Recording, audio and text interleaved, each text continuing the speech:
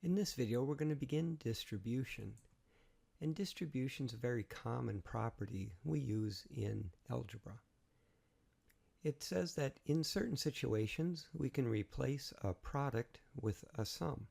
You can also think of it the other way, that you can replace a sum with a product, and we'll do that later in the course. Let me show you an example. Here we have a product. It's 3 times the quantity x plus 2.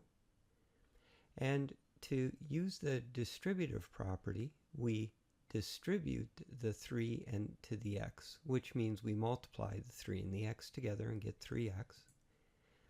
Then we add the product of 3 times 2. That is, we also distribute the 3 to the 2. Last, if possible, we simplify the expression. In this case, we'd get 3x plus 6. Here's one for you to try. In this case, we'd multiply the 2 to the y and get 2 times y, or 2y. And then we would subtract 2 times 1, which would just be 2.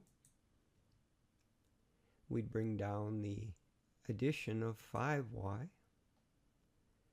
To finish the problem, we realize that we're adding like terms. If we have 2 y's and we add 5 more, we'll have 7 of them.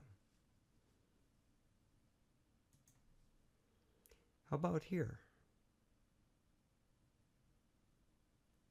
After distributing the 3, we'll get 3 times q squared minus 3 times 6, which would be 18. Now we have like terms of q squared.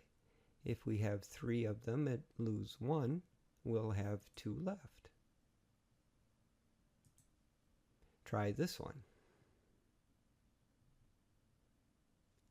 We have a product and a sum and a product. Products are always first. So I'll begin by multiplying the 3 and the negative 11x and getting negative 33x, plus I'll multiply the 3 and the 5 and get 15. I'll move to my second product. I'll multiply 2 times 1 to get 2, and then I'll multiply 2 times x to get 2x. And I'll be adding those. Last, I'll combine like terms. I've lost 33 x's, but pick up 2, I'll still be down 31 x's, and then 15 plus 2 will give me 17. I want to end this video beginning a discussion of the hardest part for most students when it comes to distribution, and that's a case like this where we have subtractions. I would really recommend that you always think of or actually rewrite these subtractions as adding opposites. And even when people don't do that on paper, they still do it in their own head. So everyone ends up thinking of situations like this as adding opposites.